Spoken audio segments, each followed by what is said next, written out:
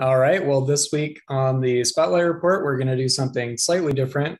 Dr. Kris Ford is going to interview me. So without further ado, Kris, feel free to take the reins. Yeah. How are you doing? Pretty good. Wrong answer. You're supposed to say excited to be here. Thanks for having me on. Well, I've always dreamed of this moment when I could finally be interviewed by you. Yeah, I mean, I just figure like you have so much experience interviewing people that trying to teach you how to be a good interviewee. Well, that's why I only interview people. I'm terrible on the other side of it. So Sure. Yeah, so like we kind of like talked a little bit before. We wanted to go over your experience doing your startup. We kind of came from similar horrific experiences. And then we both did a startup and then kind of moved on to other things. So hopefully it'll be interesting for the listeners. To start out, like, could you just explain what you were working on? yeah, so I graduated in 2019, and my lab mate, Dr. Isaac Trumper, and I both decided we wanted to make software for optical design and simulations. It was a very ambiguous idea, but also at the same time somehow specific in what we thought we were going to make. And we spent several years making a variety of software solutions. The company itself, ELE Optics, is still in existence. And I think that gives the high level rundown of, basically it was modern cloud optical design and organization software. How did you guys come up with that idea? We used the existing optical design tools in grad school, and our personal opinion was that they weren't great and could be improved upon, to put it politely. Okay, so you're frustrated with something else. yeah, we were frustrated with it. It's the tools are really hard to learn how to use. It takes months, probably 3 to 6 months, to get fairly competent in any of these design tools for someone that has spent years of their life just focusing on optics. That's kind of been, yeah, that's, I'm not the smartest optical engineer, but I know very smart optical engineers, and they also agree it takes a long time. That's an insane obstacle. It keeps out good designers and even people that aren't optics specialists from the area. So we thought, okay, we want to make it more accessible. Optics is a field that's changing really rapidly. They're adding things called freeforms, and you can see, funny shapes for AR and VR. LiDAR is a huge application. Things like photonic chips are trying to come out and take over electronics. So there's all these things that are kind of new in optics. They're supposed to, totally change everything, and we don't really have great methods to keep up to date with the changing times. So we wanted to address both those needs and thought, okay, we can do this, and we should go with the cloud because you can scale computation power. So yeah, about photonic chips. I don't know how familiar you are with like that emerging field. Will that put me out of a job since I'm doing like semiconductor work? It's a good question. I mean, I should candidly answer, I have no real expertise in this area, so Okay. Take it with a grain of salt. I would be surprised if it would put you out of a job. And I think that a lot of the fabrication methods, anyways, a lot of the concepts for, no, I'll get absolutely rolled for saying something that dumb. I don't think it would put you out of a job. And I think there's room that electronic semiconductor chips and photonic chips will certainly be able to kind of exist in harmony. So your job's safe for now, Kris. Yeah, because I just moved out here. So sorry, what's that? Yeah, because I just moved, for this new position. So like where did you land after the startup? So I just started at the company itself is a startup that is producing medical devices, specific, and they're a local Tucson company. So yeah. So you left from one startup and decided that you enjoyed that so much that you wanted to go to another one, or like how did you like how did you make that decision? Because essentially I made the opposite decision, right? I was like, okay, go for the completely stable like corporate job. Because I did have people in my network who I knew that I could get job interviews from at least, right? Right. No, it's a great question. Let me not portray it incorrectly. I mean, this is a small company that's certainly well ahead, I guess, of what I would call strictly a startup. Okay. But it's a good question nonetheless. I had spoken to you about some of the companies that were hiring in potentially kind of overlapping fields, kind of bigger companies. And I had set up interviews with a number of different people. And I think the biggest appeal to me was I've always really wanted to get back into biomedical applications. This was clearly biomedical. And upon speaking to the head of the company, someone that I knew personally and had worked with before, I was really compelled by their idea, and then also frankly, like the stability of the company, and Yeah. the level it was at. It wasn't like a house burning down and people saying like, yeah, come on, it's a startup, it's great, right? It's an operating company. So Okay. You mentioned like you were trying to get back into biomedical. Like, I know that you had like dual majored in undergrad. Like, what do you enjoy about, or what interests you more about biomedical engineering, I guess, than like hard physics? Because as an optical engineer, you could just be doing like hard physics forever, right? yeah, that's my I could feel my heart dying a little bit inside as he said it. I don't have any solid answer for that. Biomed, biology, and things as they relate to organisms feels really approachable for me. And even down through high school, biology was like easy, frankly, and math and physics was super hard. Yeah. And then in undergrad, I did biomed and optics, like you said. Optics was super hard. It was never intuitive. Biomed was always intuitive. Okay. And I chose to go to grad school for optics because I felt that it was harder, wasn't as good at it, and I wanted to get better at it. So having an opportunity to get back into something that's only part of the picture. Having an opportunity to get back into something that feels intuitive was really appealing. Also, um, I can more clearly rationalize that I'm quote unquote like doing something positive in biomed than I can for optics usually. And that's Okay. not to say that the end effect of hard physics or optics isn't equally or more beneficial, but my feeble brain can more easily say like, yeah, I get it, it's something medical and this will help people. So that's another big appeal for me.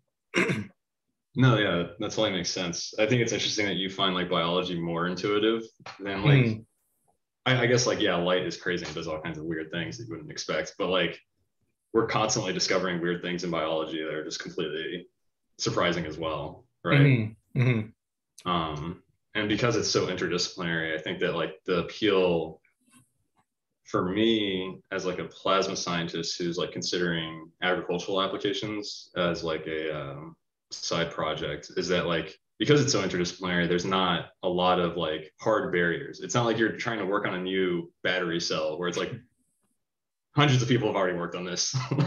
Like we kind of know where the limits are and where they have to be pushed, but you're going to get like incremental gains for the most part. right. Um, yeah, so that's interesting. Like we kind of, yeah.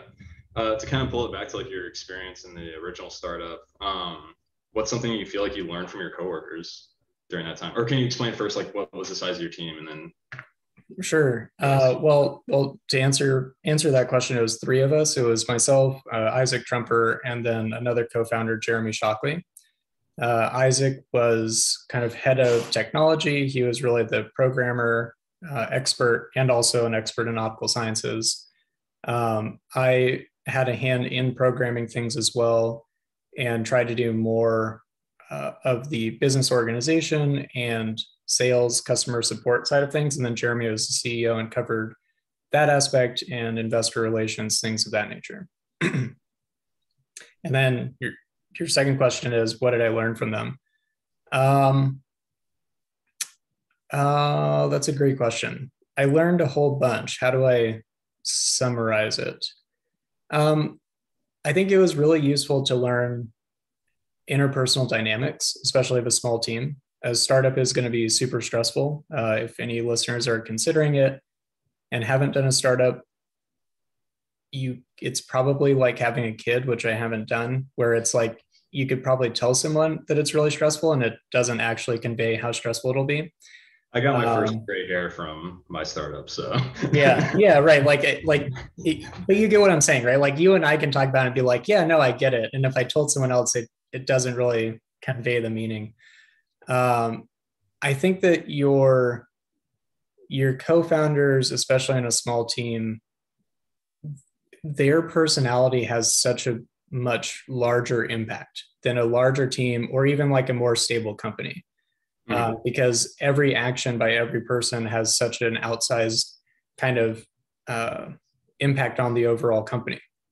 So it was interesting just to learn from two very different personalities. How do they handle stress? How do you navigate things of that nature? And also, what from my end can I do to help support them in various ways? I think that's a ambiguous and unhelpful answer to your question, but yeah.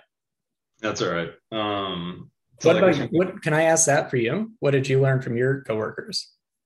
I learned early on that I had a tendency to micromanage just because I was stressed out, right? And so like, I don't know, enough like audible sighs and eye rolls when I like went into the lab to check on their work. I was like, oh, okay, all right. Yeah. You guys are good. Like we're fine. Like I can just check in like less often, right? Yeah. Yeah, and then also like I had a coworker who came from management experience and like retail experience, which like I don't have, right? I basically walked in this as pure academic, and then being able to just kind of commiserate with him about like crappy customers and stuff and dealing with nonsense like that. It was really good. That was like hugely beneficial for me. It's kind of like returning to the question of like stress, like what in particular is stressful about a startup? Every part. I can answer like what I would try to narrow it down to, and then you can respond. So it's an open-ended question, right? Yeah, that sounds great. So what I was thinking is that like the most stressful part were that you don't know what you don't know. Yeah. In the sense that like it's not like you don't understand second order partial differential equations. Like here's the thing that I now need to understand. Starting a business, you're like, I don't even know like what licenses I need, like what certifications, everything else. Like you truly do not know what like recipe, right? Of like you need this and then this and then this. There might be recipes like that for like filling out taxes somewhat, but for the most part, you are just kind of like trying to figure it out. And because it's so open-ended, it just feels like overwhelming. And then you're going to run and get tripped up by things that you weren't aware that you needed until it's time to like try to open up the business, right? And so is there a way to shortcut that outside like having a consultant that's familiar with your field? I don't think so. Right. And that was probably one of the most stressful things besides the fire. Yeah, which I think we should talk about later on for listeners. But yeah, I definitely think that's accurate. That it feels a little bit like research in the sense of, okay, well, it hasn't really been done. Like nobody has started your specific business with you running it in your specific market area, right? Yeah. I'm sure people do very similar things. It's not like for me, optic software was a brand new thing, but the whole point of it was we're trying to do something new. And that's cool. Research can be kind of hard and stressful. You have to figure things out, but there's typically not a whole bunch of money and other people writing on it and a livelihood, like there, I think that was the most stressful part to me is there's all these constant unknowns and all these assumptions you have to make. I think the market will support this. I've done the best I can. I've done the most I can to kind of reduce risk, and it still is highly risky. And you just have to go for it. And that definitely stacks up over time. So, whoops, damn it.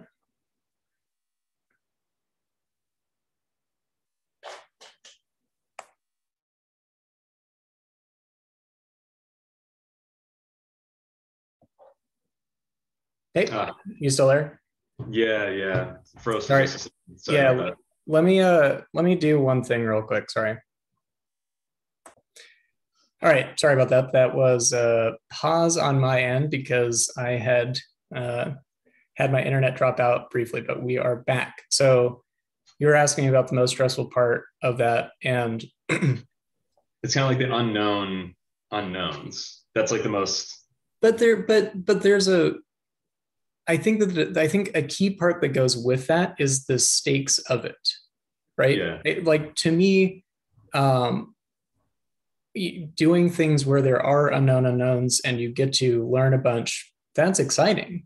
Doing things where there are unknown unknowns and you're trying to raise money or you have raised money and your literal paycheck as well as your peers' paychecks depend on figuring out correctly the unknowns. Yeah. When the stakes step up, it's like, ooh, this isn't exciting. It's stressful. And I also want to jump back. Sorry to kind of be a little disorganized, but I want to jump back to riff off of your question and your answer about what you learned from your peers. I think I learned a deep appreciation of different people's skill sets, especially not necessarily technical skill sets, and appreciating like, whoa, you are good at this thing, business, people, interpersonal skills, whatever, and that is worth its weight in gold. And I think before, coming strictly from optics, it was like, well, if you're good at physics, it's valuable, but that's about it. So that was a big learning thing for me. Yeah, no, same on my end. Like simple things like organizational skills, which does not sound like super impressive. And I was never a person that had like a schedule. Yeah. But then luckily we had a chemist that we were working with that was extremely organized. And I reached a point where I was like, I'm going to start encouraging you to like catch me being disorganized. I call it the shame jar. We just put $1 in. Like if I miss some of the bureaucratic stuff that we have to do on a routine basis, then I'll buy everyone boba tea or whatever. Like I definitely did appreciate more like the soft skills, right? Because coming from academia, you just only think that there's one dimension to success, right? Have you, if I can ask you a quick question, are there any skills that you internalized? I have an answer for this. And like the best questions to friends, you're really just leading them on so you can say something. Have you experienced anything in your new job, in like a professional commercial job, where you realized, whoa, this is something I internalized as a skill from the startup? That is, are there any clear skills that you've said like, man, this is super helpful? I wouldn't say, because like, I wish I could say like, yeah, I was a business leader. Now I'm like a business leader and like, I'm an engineer who can like lead a team or whatever. Like, no, I've only been working at this company for a little bit over a month and I'm still very much learning the ropes. Like, I work in semiconductor manufacturing and it's just such a long and complicated process. I'm asking naive questions all the time just because I may know science and physics, but I don't know actual processes. But on the other hand, I will say that it's given me appreciation for some of those soft skills and like seeing team leaders or VPs lead meetings or just like conduct themselves with other people. It's kind of cool. Like I'm recognizing like, oh, like they have this little strategy for like motivating people, or they're doing this to kind of like grease wheels and stuff. Mm-hmm. Where I was just coming straight out of school, that would completely fly by my radar. You know what I mean? Like I would just think like that's just their personality or whatever. Right. Which everyone has a different management style. It feeds in your personality as well. But kind of being aware of that meta level, I appreciate for sure. And I'm hoping to learn more on that. Right. So, which is interesting because knowing you, I don't think you would have said that or had that realization straight out of grad school. Like without the startup, Yeah, I was a weird guy. Thanks. The so how do you, kind of along the same vein, like how do you feel like the startup changed you? uh Not like just skill wise or just like, I don't know, outlook on the business or the economy or just life perspective, I guess. wow, yeah, that's a broad question. Me It too. it made me appreciate it made me appreciate successful businesses more, and like for how wildly hard it is to have a successful business. It made me a little bit, no, that's an understatement. It made me deeply more cynical about successful businesses and how you can be successful, especially a lot of tech startups. Kind of the experience that I observed around some of the process for trying to raise investment money soured me a lot on a lot of areas of business. And it shaped how I now view a lot of culture, especially around talking about business, where it's like promise the dumbest, biggest thing you can, and everybody will love it. Um, so that's one big takeaway. But at the same time, literally just going to any business, going to restaurants that I frequent, or a record shop, or any local place, barbershop. It's really made me take a step back and appreciate, wow, this is really hard. What you are doing is really, really, really hard. And I never would have thought that to the same extent prior. So that's been humbling, and just a good takeaway. You already know my strong opinions about education, but I think it's been a big takeaway of how hard it is to create and run a successful business, and how many people I've known personally who have done it with no real formal education or like higher level education. It's definitely given me a bigger appreciation of that, and swayed me even more towards the idea that you can learn a lot of deep hard skills just from practical life experiences. Yeah. Outside of all of that, I think it really taught me to be very judicious about who you want to go into business with. I love both of my co-founders, so this is not a statement of like, oh man, they were really bad and that's how I learned it. They were fantastic, and constantly fantastic and supportive, and that really taught me, man, I could see how this could go south super quick if they weren't. And I've always, I think both of us have always had ideas and had peers and friends where people say like, hey, I have this cool idea, let's make a business for it. And I think I'm a lot more judicious of like, I don't think so. That probably isn't actually a good idea. And then the very last thing I'll say, sorry to really run on this, is to move a lot slower. It's literally something that I've been internalizing and kind of saying in my head a whole bunch over the past maybe 8 months, as a mantra, as I'm slowly going insane apparently. But it's been super helpful for me. It's I think, again, from research and even from something that you hear about startups is, yeah, you have to move quick, you have to change really fast, you have to be agile, and you get frenetic and you make dumb decisions. It was my takeaway. Not everybody, not you, but me specifically. I would get frenetic and make dumb decisions.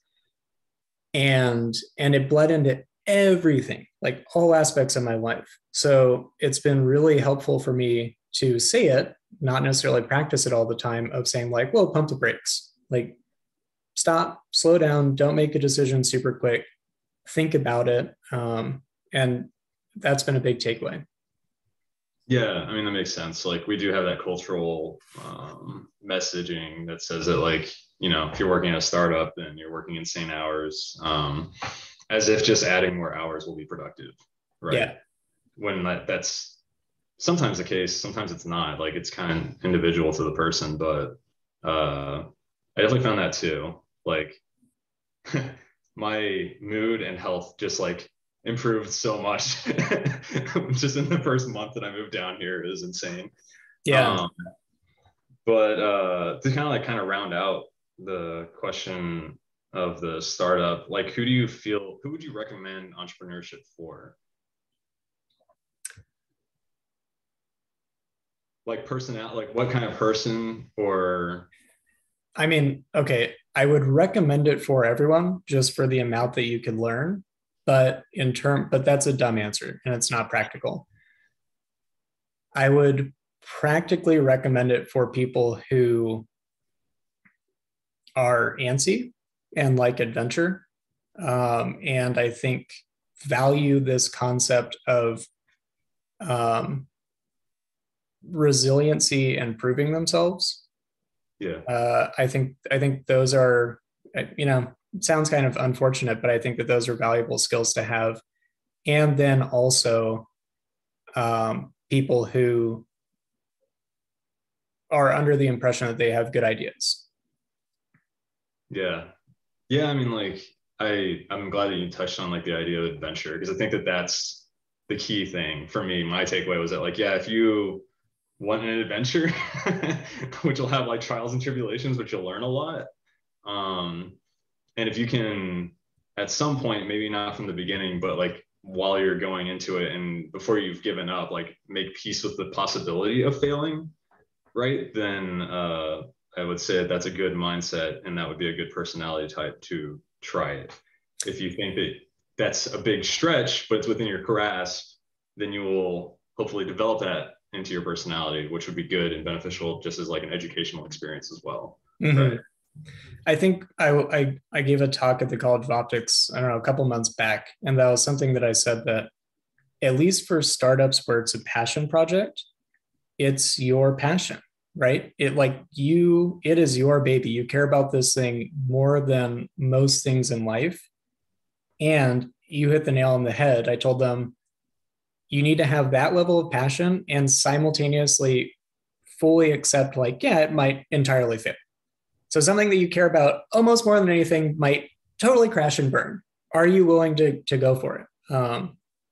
And again, it's easy to say, it's hard to actually convey the impact of that meaning. But Yeah.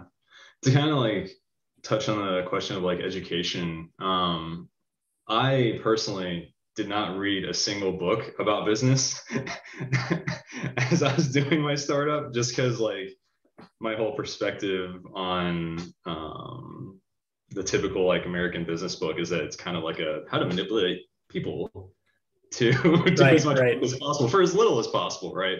But I know that you did read some things. So do you think that that was beneficial, or would you recommend anything in particular?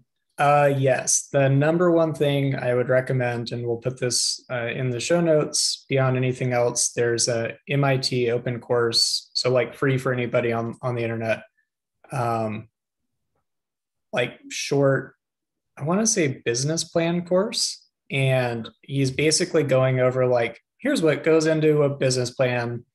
And it's effectively, how do you define what you're going to do? How do you define a market? How do you find your sales strategy? How do you define your growth strategy?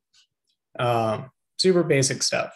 And I found the course and went over it maybe in year two and a half. uh, and was like, wow, this was all deeply valuable information I wish I had at the start. Yeah. So I'd really recommend that. I also had a bunch of other books. Oh, no, let me say one other thing. At the start of it, we have an advisor, Don Orton, fantastic guy. He's been through a bunch of businesses.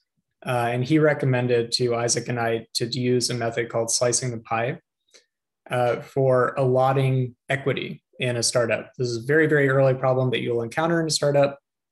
Who gets how much equity? And slicing the pie, I'm sure, is not perfect, but it basically says you get equity proportional to what you put in, effectively, time-wise, effort-wise, money-wise, et cetera.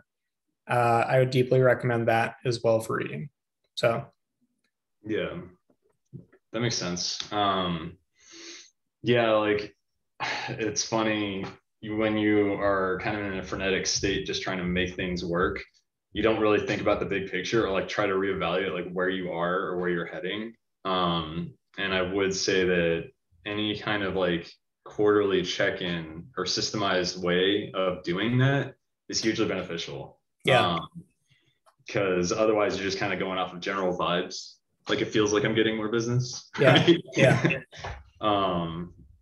And yeah, I think that was a good answer. Do It's sorry to interrupt you. I mean, it sounds dumb, right? Like we are engineers, we are good at tracking data. And both of us are saying something that sounds dumb of like, yeah, you're basically kind of freewheeling it. Who knows where you're going? That's totally what it's like. Everything else around you is burning down all the time.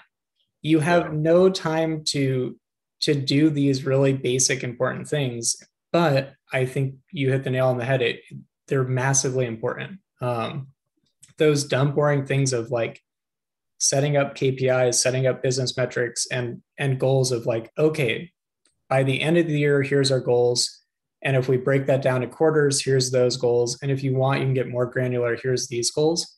Spending however much time it takes to make that so that along the way you can track, whoa, we are way off course. Or like we're hitting the metrics, great, super, super valuable, just in terms of optimizing your business, but also in terms of helping your own sanity to kind of be able to say like, does it feel like everything's going bad or is it actually all going bad? So yeah, I mean, it's also a hugely beneficial skill that unfortunately I did not develop because I wasn't doing this, of like setting realistic expectations, right? Yeah. Like I'm still just wildly optimistic about how little time something will take, which unfortunately makes me procrastinate. So like, and then like I would just add like one other boring, unbelievably boring, and you would think that it's easy, but it's not, skill to at least find an online course on. I don't have anything in mind to recommend specifically. If you're going to be doing your own accounting, take a course on QuickBooks before you start actually using it, because they have a monopoly. It's kind of garbage to use. And if you mess things up, it will make life hell later. Yeah, absolutely. Yeah, that was one big regret. And now my books are a mess and will always be a mess. So, and then, I did have another question about, oh, right. So your experience was way different from mine in the sense that I was like basically dealing with customers on a regular basis, like almost from day one when we opened. Whereas like yours was a startup that was trying to pitch to investors, right? Could you just talk a little bit about that experience? Like, what do you feel like you got from that was unique to the rest of the business operations and just the technical aspects, right? Yeah. So, the scope of the scope of optic software is really broad, and it can clearly require a huge, expensive development team and time. So we realized pretty early on, okay, we're going to need outside investment money for this. And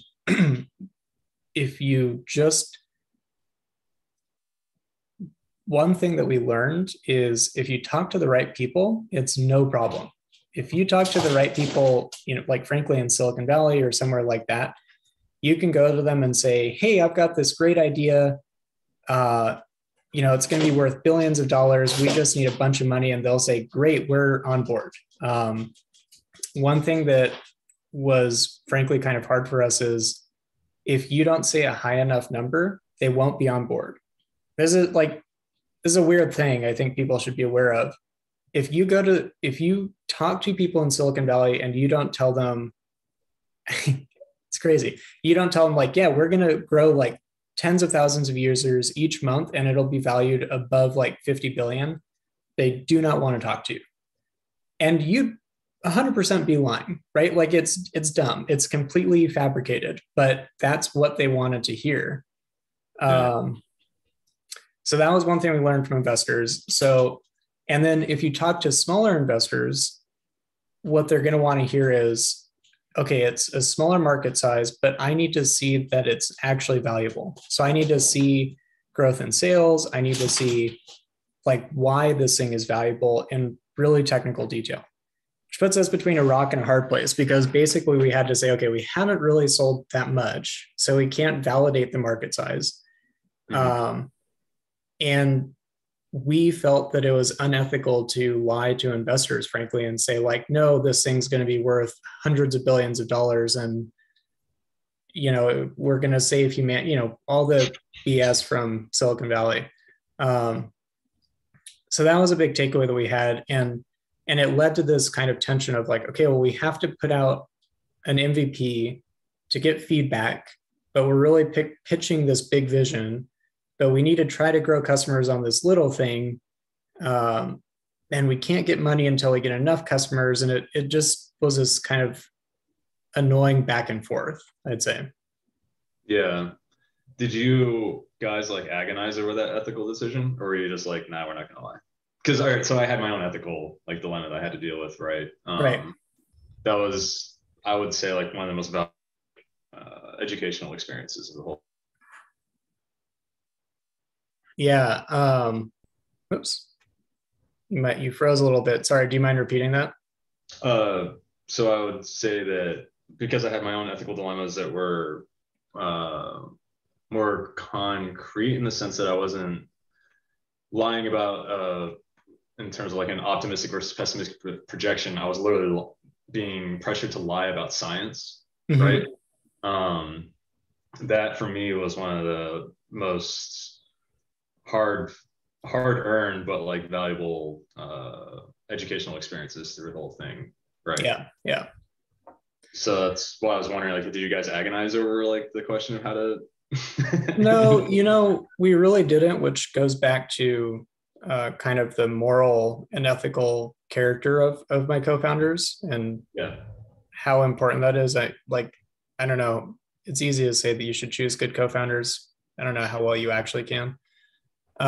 If anything, I would say we almost lean too much in the other direction, which is to say like, well, I really don't want to mislead you. So we'll be almost too conservative in our claims. Mm-hmm.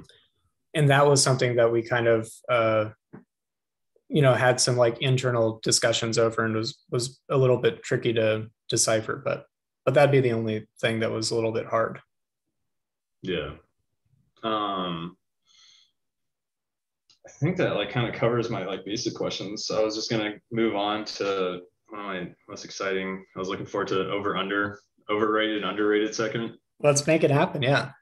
Hold on. Actually, before we go on, before we transition, I want to ask you maybe for 5 minutes about your business, just to give people context of where you're coming from. So what was your startup? Yeah, so my startup was a cannabis testing company in Oregon. We did like the safety and potency testing for flower extracts, all kinds of products. It's regulatory and required testing, but states don't set up their own labs. They source to third-party labs, and it's just an open market.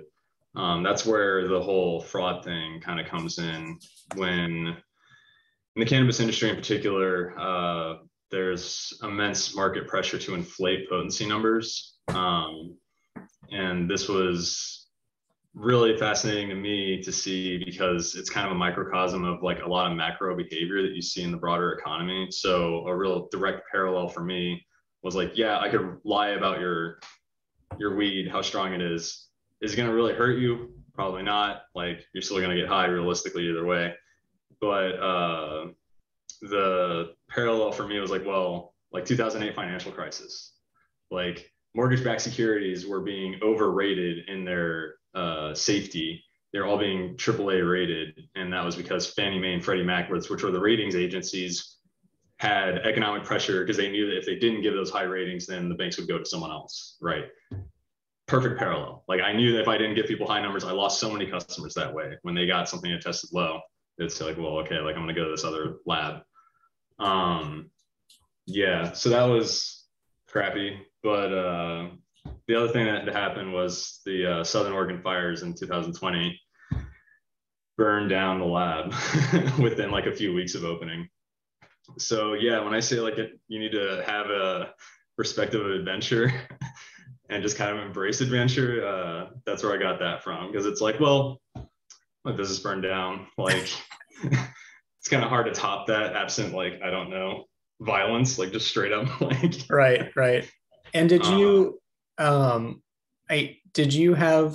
you had commented at some point that there was either the I don't know if it was false or accurate, but there was some impression that somehow there might be some like shady characters in the industry as well. Is that like shady in the sense of literally kind of dangerous? Is that at all accurate or?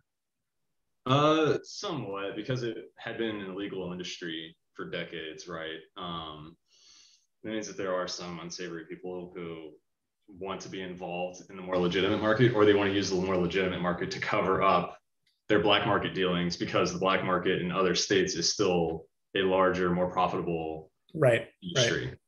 But like, it was never, there's only a handful of times that I was kind of worried for my safety.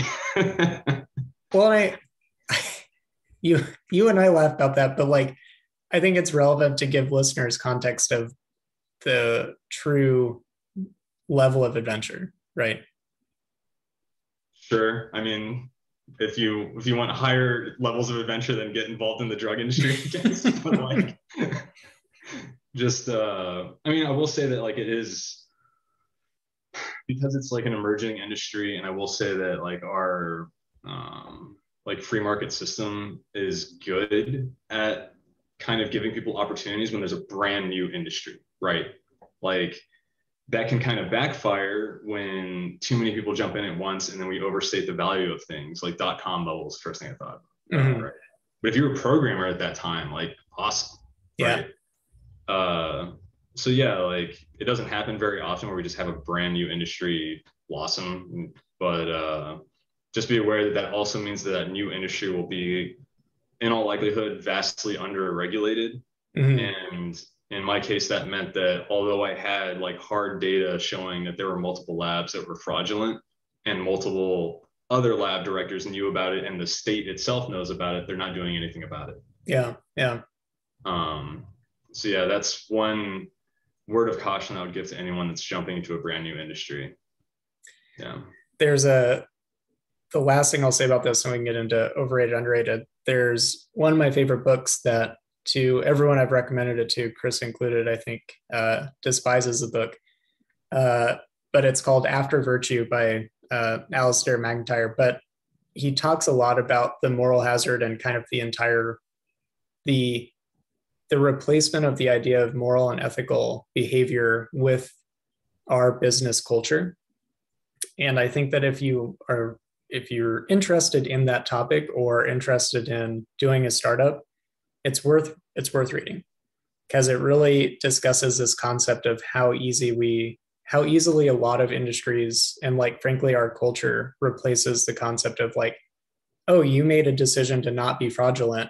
Well, that's a bad idea because you lost customers, and that is a normal thing. And people would say like, well, who cares, right? Who cares if you say the weed's 5% or whatever stronger? I almost said 5 times stronger. That seems like it'd be absurd, but 5% stronger than it is, it doesn't really matter.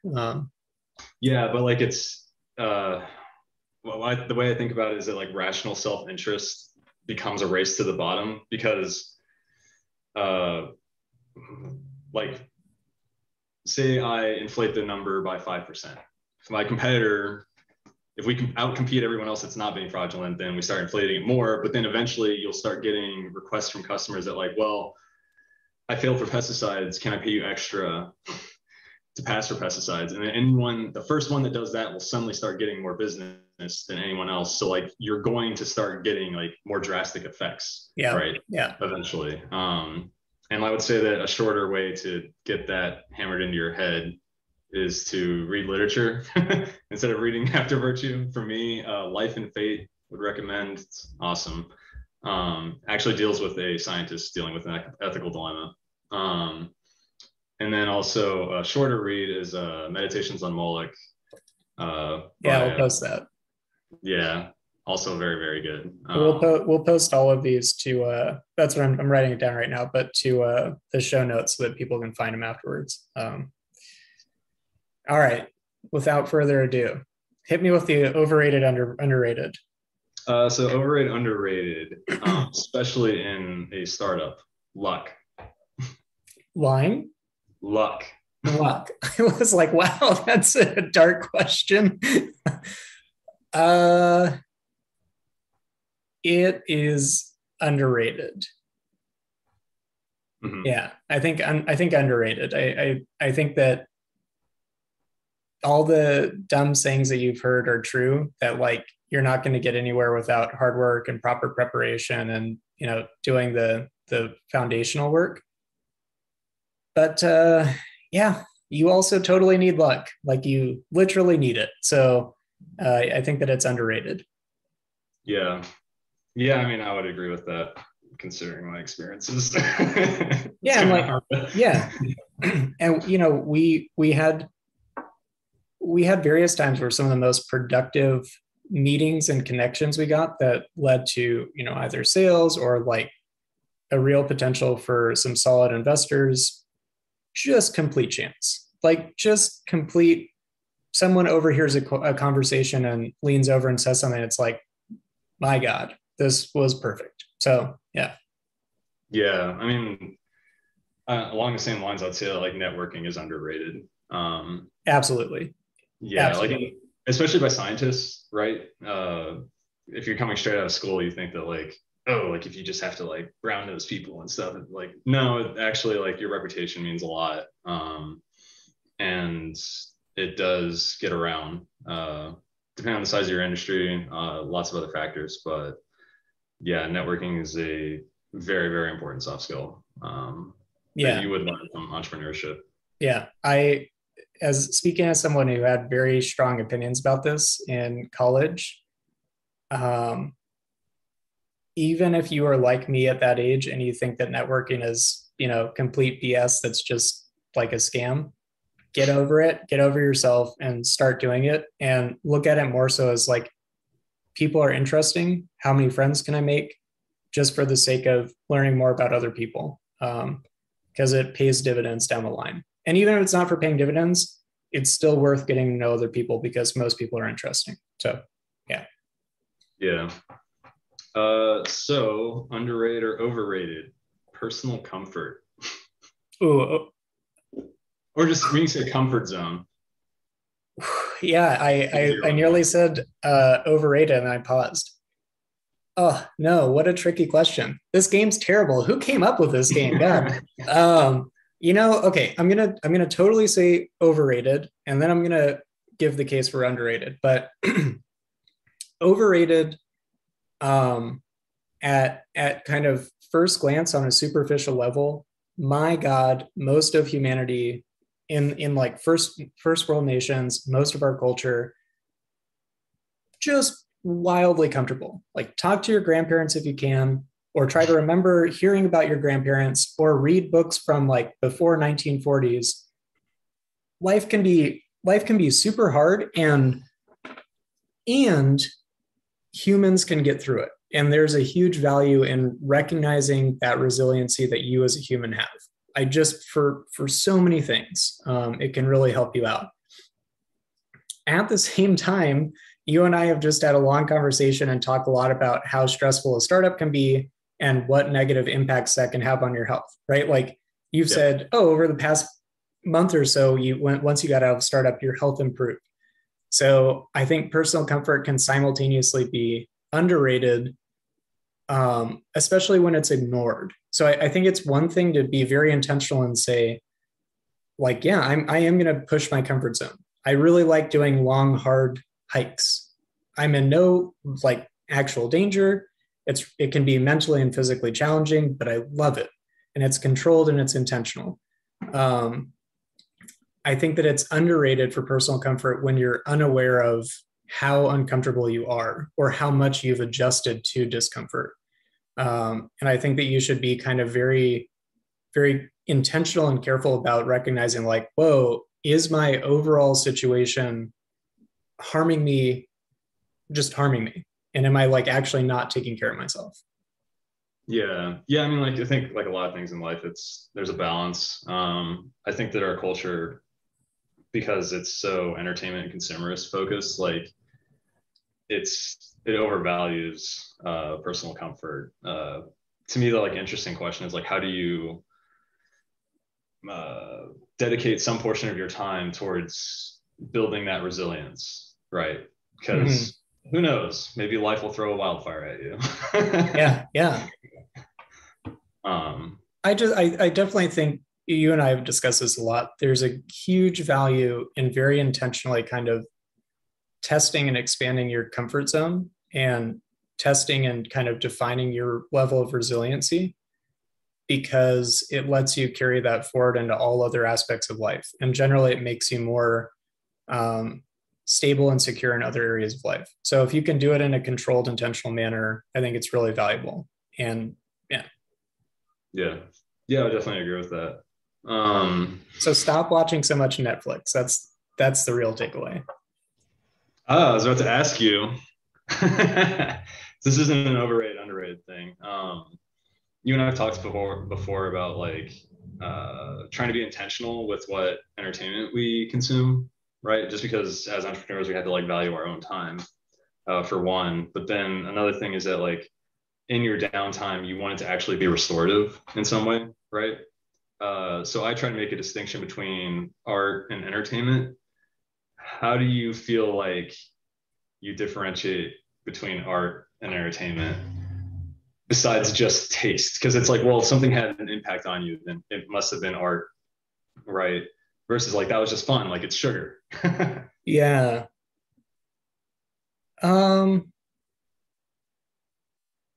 Man, that's a really hard question. I don't think I have a good answer for it. I I'm a guiding life principle I have from my grandmother was like, there's basically, it'll sound saccharine or dumb, but there's basically kind of like beauty to be had in anything.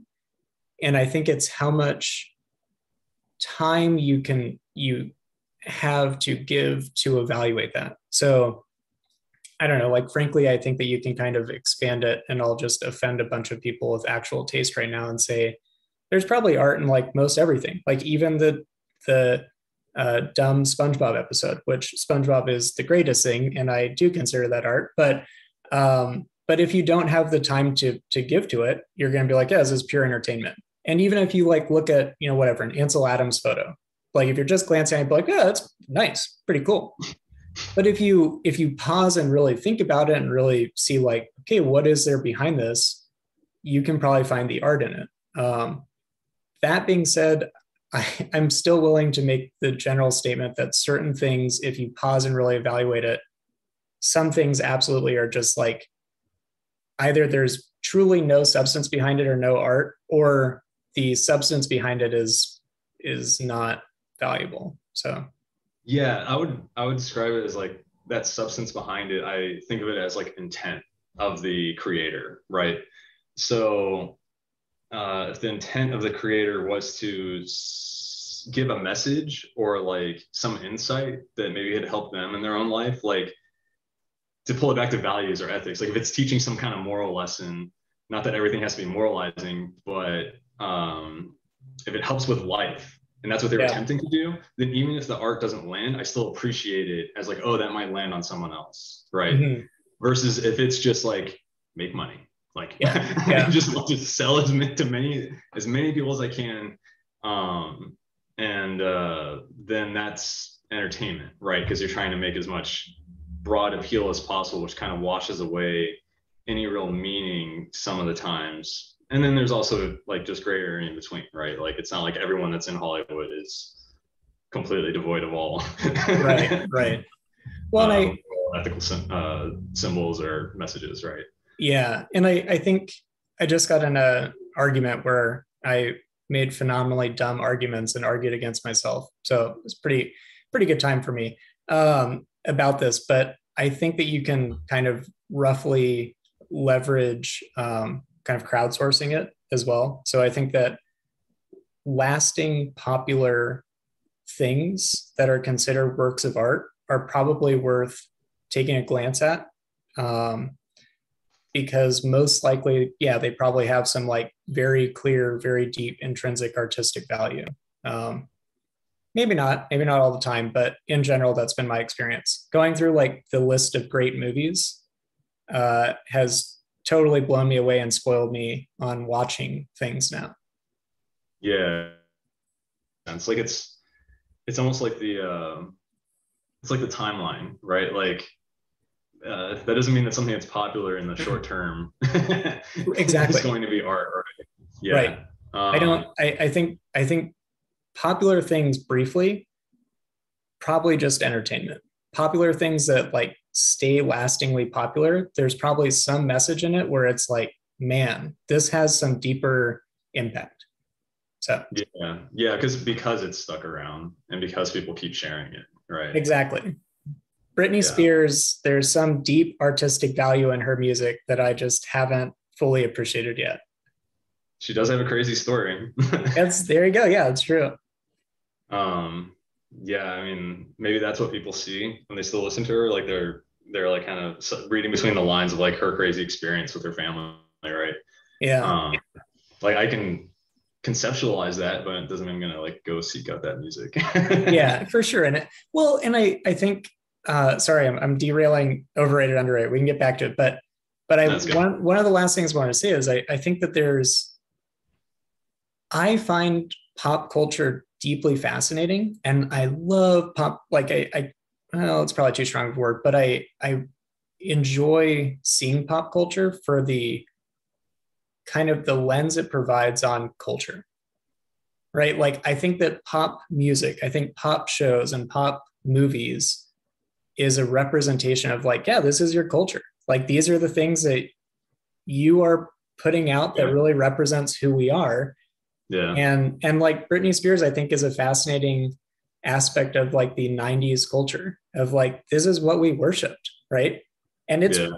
weird and crazy and kind of like depressing and kind of offensive. And I think that's part of it too, of like, oh, that's just interesting. So Hmm.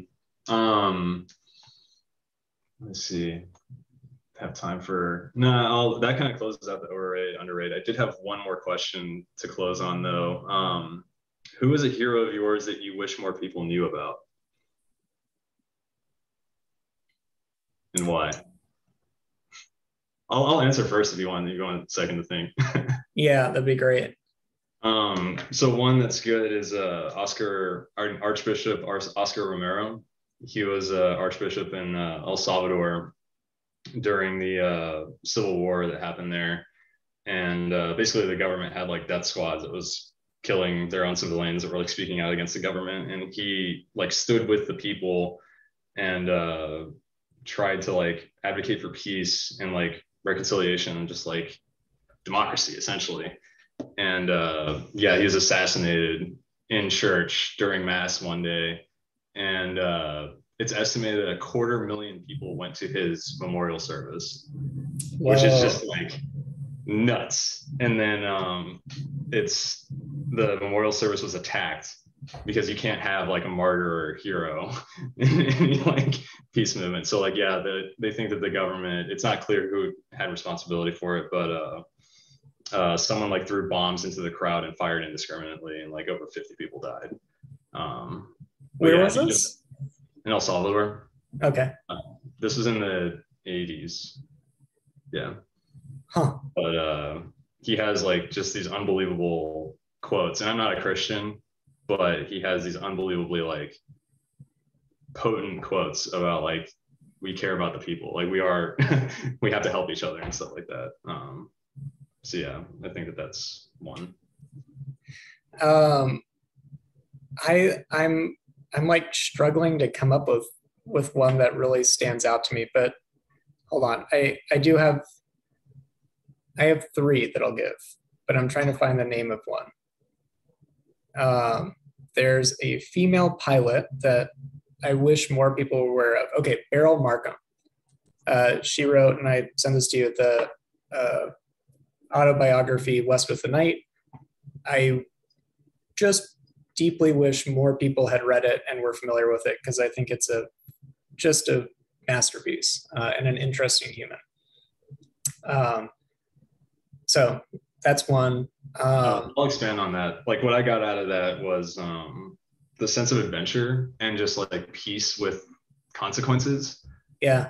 She grew up with and then lived to an extreme degree. Yeah. It's just wild. Like it's truly like, yeah, like you're living life to the fullest, like in like a Yeah. like in a deep like philosophical sense. Like, yeah, it's not about striving necessarily or like success. That's not really what she was going for. She was just like, I enjoy these crazy flights. Yeah. It's a really cool book. I'm not going to give too much away. I literally think everyone should read it. It's an easy read.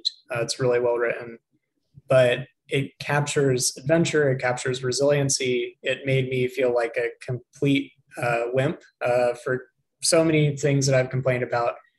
And she does this masterful thing where anything that goes right, it's like, yeah, it was just like, it wasn't me. Like, it's not braggadocious. And I think that really was remarkable to me for such a wildly impressive person. This will be a dumb one, but whatever, it's true for me. I wish more people were familiar with Miyamoto Musashi. There's a historical fiction book called Musashi about him. And I have gotten probably more out of that book than just about any other book I've ever read by rereading it throughout my life. As a high school teenager, what I got out of it was Musashi's totally metal, man. He cuts people down. What a righteous dude, like, man, hardcore.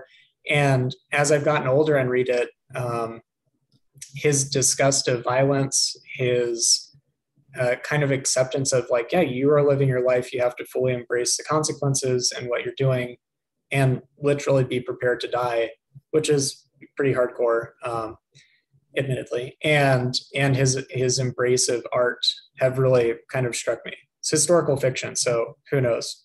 Presumably it's somewhat accurate. And then I'll say another. Oh, go ahead.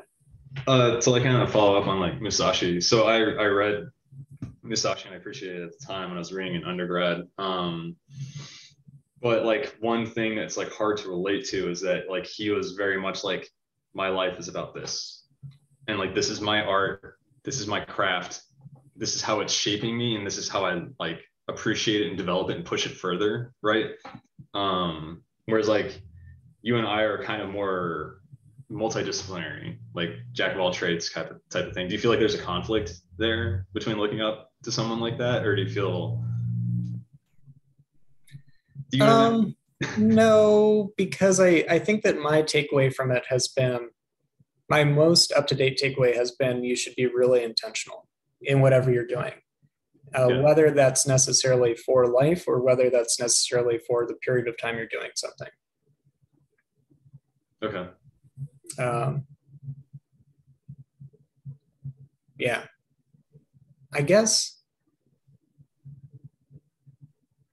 Yeah, so I would say that. And then the last thing that I would say, which is dumb and trivial, but I still think it's accurate, is, and we're probably getting old for this, unfortunately, which is kind of depressing, but your grandparents, like, I think I grew up getting to talk to both of my grandmothers, and it's just wild. Like, almost every time that I've talked to them as an adult, I've gone away with like, okay, I've learned so much wisdom and it applies to so much. I wish that I could kind of go through and say, like, you have such deep insights about the human experience. You're so old. You're so old, and you've learned so much. And you also say things that just seem totally absurd as well at the same time. And it's not unique to my grandparents. I think that everyone, I guess my statement is, everyone should try to spend more time, if they can, with their grandparents, or trying to like experience just talking to old people, as dumb as that sounds. No, I get behind that. Like, I mean, I wasn't close with my grandparents, but I can appreciate that like generational knowledge is kind of becoming more fragmented as a society. Like, kind of, we don't really have generational homes anymore, right? Right. That's kind of a shame. I think it's a big loss. Well, and I guess a better way to phrase it that doesn't rely on, are your grandparents alive or do you keep in touch with them, is like, go talk to old people. And I think this is the case. Like, these are things that you can get from talking to any kind of elderly person. And I think the flip side of it too is, a lot of old people I think are really lonely. Yeah. My grandma was temporarily in a elderly care home, and it's just wildly depressing. So if you have spare Yeah. time and ever want to go into one of those, you'll literally make tons of people's probably month or year by going in. So Yeah, I mean, makes sense. Do you have anything else that you want to add before we close out? um, Can you recommend a book? One more book? yeah, I can. I definitely. I've got a bunch of books that I want to recommend. I don't know if I should. Do you have any books you want to recommend? Notes from the Underground by Dostoevsky. Okay, yeah, you told me to read this and I haven't. Oh, it's brutal. I mean, I think that's really beneficial to a lot. It would be beneficial to a lot of people now because we all lived through coronavirus and like the social isolation that came with that. And because it's Dostoevsky, it's highly psychological. He really captures the like socially isolated, like crazy voice that I personally had during quarantine. But it's also not one of his like full-fledged novels that you need to invest like weeks reading. It's only like 120 pages or something like that. Mm-hmm. So yeah. Okay, I would want to recommend Master and Man, short story by Tolstoy. And you can find it online. It's a quick read, deeply impactful, relates to money. And I would also want to recommend find. No, okay. I'll recommend this instead. Read Harry Potter in whatever language you wish that you could speak. I would recommend that as well. Those are my two book. Who do you think should go to college to study science? What type of person? Yeah, I mean, like if you found it interesting, and if you think that who should go to college for science, so I'm gonna lump in science like STEM, but yeah, if you like enjoy those topics in school, if you just find it interesting, like for me, it's all about curiosity is what drew me into it. And then also like practical considerations like job stability, but that shouldn't be your only motivation. Yeah, I think that I have like a burning curiosity about how things work. And that's such a stereotype for engineers to say. I wasn't the kind that was just breaking stuff in order to figure out how things work. But like broadly speaking, I care very much about how like society works as well. Mm-hmm. Like the cool thing about doing science and engineering is that I learned how to evaluate difficult, complex topics, learn about them. Getting the PhD taught me how to learn about them on my own. And I just kind of started learning and applying that skill towards other things. Like for me, it's like politics or philosophy. Mm-hmm. Yeah, That's I think that the skills are generally applicable, which is nice. And I say that as yeah. So I think it can be a good thing to pursue.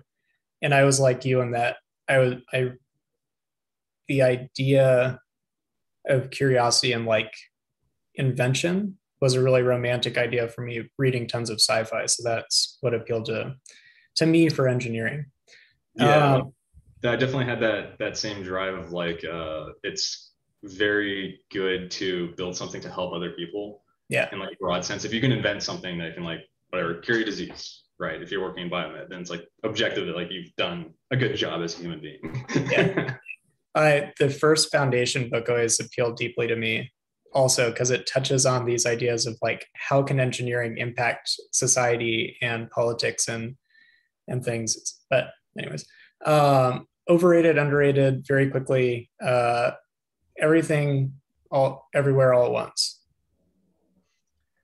I don't actually know how it was received, broadly speaking, but I thought it was phenomenal. I'm not even gonna say whether it was underrated or overrated. I just thought it was like fucking awesome. Like, because what came through to me was that like it's basically asking like, what do you do about the meaninglessness of the universe? And it's doing it through a sci-fi concept of the multiverse, which okay, fine, we're tiny individual specks in so far what we think is an empty universe. You can believe that maybe that's not the case, but like if you start expanding that to an infinite multiverse, then it's like you're even that less significant. It's like impossible to grasp. And they did a good job of like showing just how silly like life is. Like just the, if you stop and think about like the amount of chance that went into you being here now, and like truly grasp it, then it's like, yeah, it's kind of depressing because it means that nothing really means anything, but it's also like choose love. Like it's very trite and like but yeah, that was the thing that I got from it, and I cried multiple times and I was like so good. I described it fondly as a modern take on absurdism, like for this generation. Yeah, like there's definitely some like silly lowbrow. It is like sugar with the medicine, you know. Mm-hmm. But sure. I was glad that they were like attempting at like deeper philosophy, like 100%. Yeah. Okay, and the very last one: overrated, underrated sprinting. Underrated. Yeah, I as you know, like I did sprints through grad school on like a weekly basis, pretty much. It's just fun also to just feel like you're moving as fast as you can.